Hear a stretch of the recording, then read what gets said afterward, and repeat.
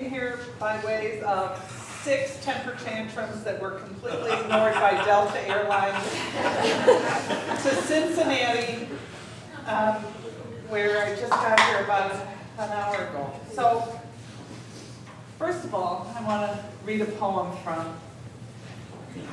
It's written by Lucille Clifton, and it is from Jan Lori to Michael. The Mississippi River empties into the Gulf, and the Gulf enters the sea, and so forth. None of them emptying anything, all of them carrying yesterday, forever on their white-tipped backs, all of them dragging forward tomorrow. It is the great circulation of the earth's body, like the blood of the gods, this river in which the past is always flowing. Every water is the same coming around.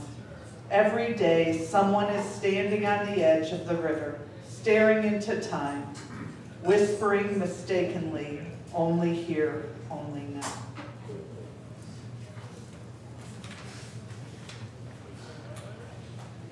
Take the load off, Annie.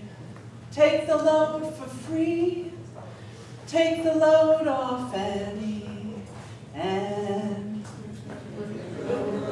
right on me. I have no idea what Robbie meant when he wrote that lyric, but somehow it captures Kate. You know, it captures that thing about Kate where you just figured if you had a weight or a load, she'd help you carry it. You know, it's not like she could magically bring on world peace or economic justice, although she tried. But we all thought that if the stars were right, if the gods were smiling on us, when Kate was here, we had a shot. You know, it was possible. I remember one time at the Jazz and Heritage Festival, there's a picture of it up here actually, where I brought my 2.5-month-old daughter, Jean, to the festival. And it was really hot. And we were out all day, me and Jean, and we came back at the late afternoon, and we were dripping, and Jean had lost the will to live. We walked in to the whatever it was, by the pool. And there's Kate in the pool. And she yells at me and she says, "You get that baby over here right now." And so I did, because I always obeyed Kate. I don't obey many, but I obeyed Kate. And I took her and I put her in her arms, and she just held her right there above the water. And she took a little bit of water and just sprinkled it down on her face, just lightly, and the look on Jean's face was like, oh, thank God. I have finally found someone who knows how to take care of a baby. Now, all you folks probably were lucky enough to live near Kate. Congratulations to you. However, I went to New Orleans with Kate. I went to the Jazz Fest with Kate. And you have not lived unless you have stood in the hot sun at the Jazz Fest and listened to Ruth Brown. I own a secondhand furniture store, and I think my prices are fair. Of course, this real cheap guy I know came in one day, saw this chair he wanted to buy, but he wouldn't. He claimed the price was too high. So I looked him straight in the eye, and this was my reply: if I can't sell it, I'm gonna sit on it. I ain't gonna give it away. Now, darling, if you want it, you're gonna have to buy it, and I mean just what I say. Now, how would you like to find this waiting at home for you every night? Only been used, this is a little blue, once or twice, but it's still nice and tight. So if I can't sell it, I'm gonna sit on it.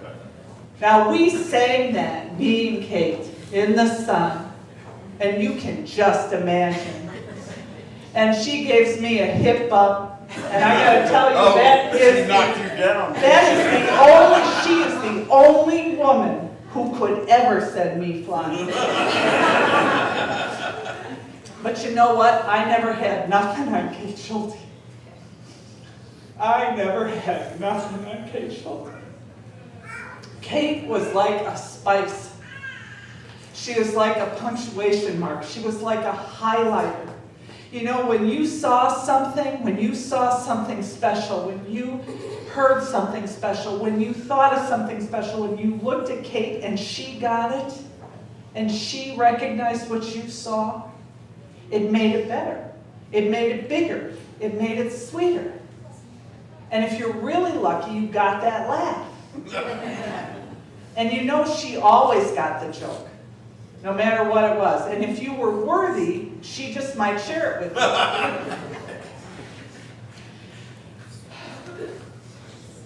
Most of the time, Kate would be in the jazz tent with Michael. You know, I wasn't always that sophisticated. But there was nothing too lowbrow for Kate Schulte. And so she would stand out with me and Jan Laurie and Wiley and Barb and dance and swing her ass just like the rest of us to Zachary Richard. Crawfish, I got 'em if you want 'em. Crawfish, eat 'em while they're hot. Crawfish, gonna pour some pepper on 'em. You boil them down until they're nice and red, and then you grab the tail and you suck the head.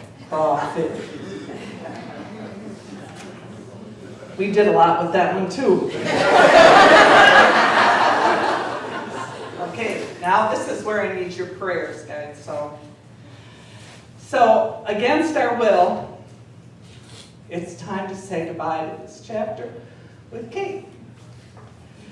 And how we did that in New Orleans was we did it to Irma Thomas. Every Sunday night when the Jazz Festival closed down, Irma Thomas was the last act on the big stage, and she sang It's Raining. So here goes, babies. I've got the blues so bad, I can hardly catch my breath. The hotter it rains, the worse it gets. This is the time I'd love to be holding you tight. I guess I'll just go crazy tonight. It's raining so hard, brings back memories of the times when you were here with me.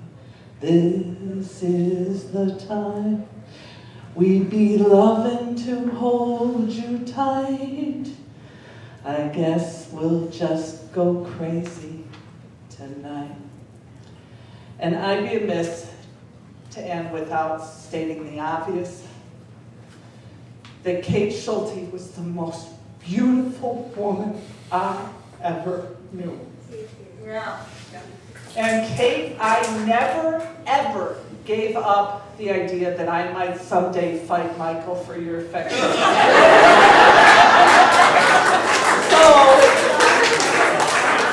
how about next time around? Rest in joy. Rest in joy.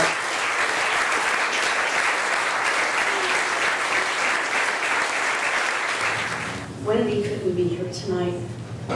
She's in Florida, gathered with her family for the wedding of her niece, Emily.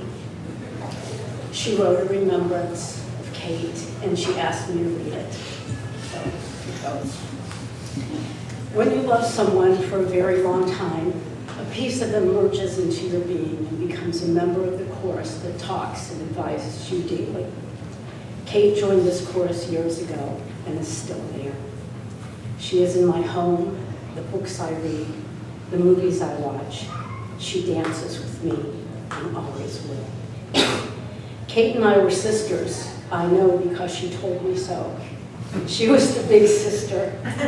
We were a lot alike, left-handed Catholic girls with bad left knees and families spread out all across the continent. This meant we sat next to each other every year at the crowded Passover table. We understood the power of a nun's unrelenting stare and our guilt when we did nothing wrong. We shared a knee surgeon, and we understand how much we missed our native home and family. We were bridge partners almost every week for more than 25 years. She talked through bridge, much to Michael and Howard's annoyance. And over those years, it became clear that aside from her love for justice, she loved more than anything her family. She missed not having family get-togethers, the Christmas sprees with tons of her mom's home-cooked foods, cookies, and cakes. I feel like I know her brothers, their wives, and the nieces and nephews. She was so proud of them, loved them. She missed her father, her mother, my father and mother, and Gert.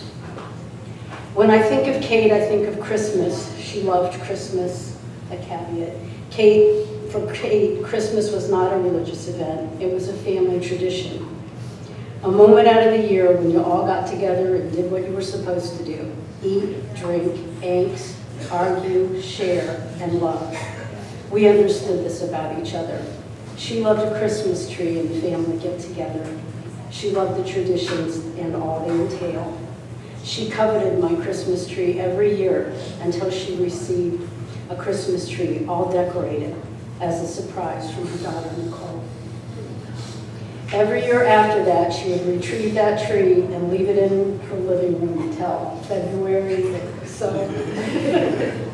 she loved Christmas so much that she took action one year to make sure that I had, once again, a tree full of good memories, new memories, to replace the mementos I had lost. Many of you contributed to that call by Kate, and thank you, because now that tree will help keep her in my heart. When I think of Kate, I also think of our family Passover. She brought the flowers, armfuls, buckets full, so many flowers that separate trips needed to be made. Those flowers decked our home for a long while after each of these meals. Our Passovers will never be the same. She was loud, happy, danced, and when we said the plagues, it was Kate that added Scalia.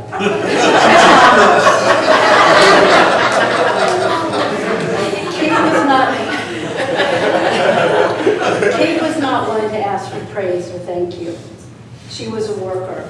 Just this past summer when she stood on the community festival stage and talked about others and how important they were to the cause, I shook my head at the time. No, Kate, you were the rock behind so many and so much that happened. You work not for self, but for the good work. My memories are full of moments of laughter and dancing, drinking and weeping, worry and pride. We argued, we made up, we hugged and sat together holding hands during times of sadness or fear. She defended my children against my wrath, and I defended hers. I tried the best I could to be a good friend, as she did for me. I feel her with me today. I am sorry I'm not with you in community. I know that she will always be in my heart.